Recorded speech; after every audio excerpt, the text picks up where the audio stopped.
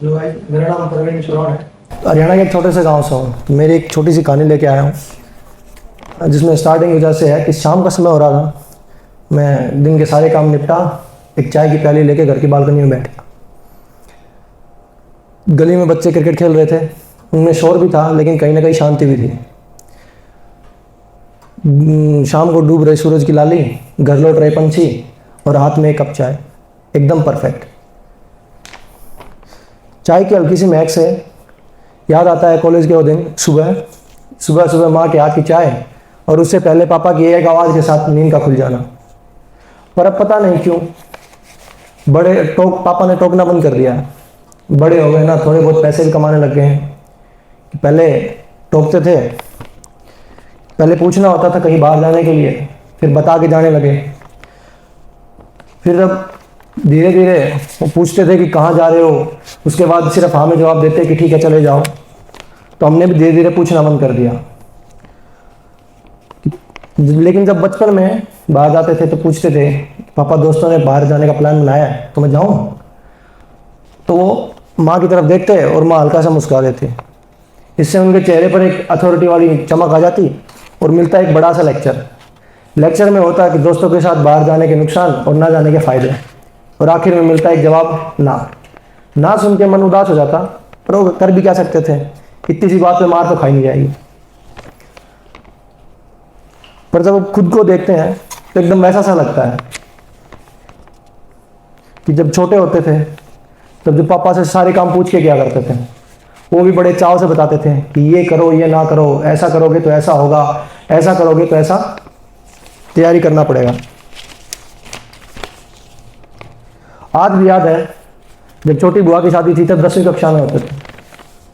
तो उस समय पापा का काम में हाथ बटाने का शौक था और साथ ही शौक था बड़े होने का। घर में शादी की तैयारी चल रही थी, सारे फैसले पापा खुद लिया करते थे। उस समय दादाजी भी साथ होते थे, लेकिन वो अपनी बैठक में बैठे रहते थे। बैठक होता है जैसे गेस्ट रूम बोलते हैं, हमारे उधर बैठक बोला जाता है उनको। तो वो बैठक में बैठे रहते, अपना हुक्का भर के उसे पीते और सब कुछ देखते रहते हैं। उनके पास जब कुछ भी पूछने के लिए जाते तो वैसे ही खुशी के साथ बताते जैसे अब पापा बताते हैं। लेकिन जब शादी में उनसे कुछ पूछने जाते तो बोलते कि अब समय वो नहीं रहा, अपने पापा से पूछ लो। तो जब जवाब ये मिलने लग गया तो हमने भी उनसे पूछना कम कर दिया, और दादाजी ने भी जैसे उम्मीद सी छोड़ दी कि अब बच्चे बड़े हो गए हैं, वो अपने हिसाब से कर लेंगे। पापा ने भी शायद इस चीज़ पर ध्यान नहीं दिया। अब कुछ साल पहले जब छोटी बहन की शादी थी तो माहौल वैसा सा ही था। घर के सारे लोग, पापा बैठक में बैठे रहते, घर के सारे लोग शादी की तैयारियां कर रहे थे। माहौल बिल्कुल वैसा बन गया था कि सारा परिवार एक तरफ और पापा उधर एक तरफ बैठक में। उनका व्यवहार भी बिल्कुल दादाजी जैसा हो गया था कि जब भी कि हमने जो करना था हम कर चुके, अब सब तुम्हें संभालना है। और मेरी जगह भी वही बनती जा रही थी। पहले मैं और पापा अच्छे दोस्त हुआ करते थे, घंटों बातें होती थी, पर जब से नौकरी लगी है साथ बैठने का समय नहीं लगता। बस सीधी काम की बातें होती हैं, फिर वो अपने काम में बिजी और मैं अपने काम में बिजी। पता ही नहीं लगा कि घर की कब दीवारें इतनी दूर होने लगी। अब शायद वो भी उम्मीद छोड़ने लगे हैं। अधेड़ उम्र है लेकिन बुढ़ापा आ गया बताते हैं। पर शायद इसे अभी रोका जा सकता है, हम अब भी अच्छे दोस्त बन सकते हैं। तो इसी सोच में मैं चाय खत्म कर सीधा बैठक की ओर चल दिया। रास्ते में यही सोच रहा था कि कल एक जरूरी मीटिंग है। सारी प्रिपरेशन तो मैंने कर ली, लेकिन पापा से पूछूंगा कि क्या करना चाहिए। मैं जैसे ही बैठक में पहुंचा तो उन्होंने मेरी तरफ देखा और बोल के अपने काम में लग गए। शायद कोई रिकॉर्ड पूरा कर रहे थे। जैसे जल्दबाजी में थे, लग रहा था कि लेट हो रहा है और काम पूरा नहीं हुआ है। तो मैंने कुछ देर तक कुछ नहीं बोला तो उन्होंने मेरी तरफ देखा और बोला कोई दिक्कत है क्या, ऐसे क्यों खड़े हो। तो मैंने पूछा कि कल एक ज़रूरी मीटिंग है और मेरी क्या करना चाहिए, तैयारी नहीं है। तो उन्होंने बोला वही करो जो बाकी मीटिंग्स में क्या करते हो। मैं उनके पास बैठ गया कि बोला कि इस मीटिंग के बारे में आपकी राय चाहिए।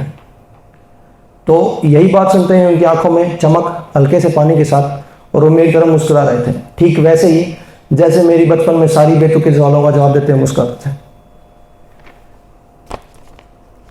फिर उन्होंने मेरी तरफ देखते हुए अपनी फाइल बंद की और बिना काम पूरा किए और मेरे काम के बारे में पूछा।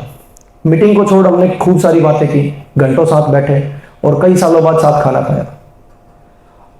अब मैं घर के हर काम में उनके साथ रहने लगा हूँ। बैठक भी ज़्यादातर समय खाली ही रहती है। अब मुझे जब भी कहीं बाहर जाना होता है तो मैं पापा से पूछ लेता हूँ, वो मेरी तरफ बस मुस्कुरा के देखते हैं, कोई जवाब नहीं देते हैं, और मैं भी मुस्कुरा कर उनकी तरफ बस चलता चला जाता हूँ। ऐसा लगता है कि शायद उन्हें सब पता है, वो भी यही सब करना चाहते थे, और शायद इसी बात पर उन्हें मुझे पे गर्व है। Thank you.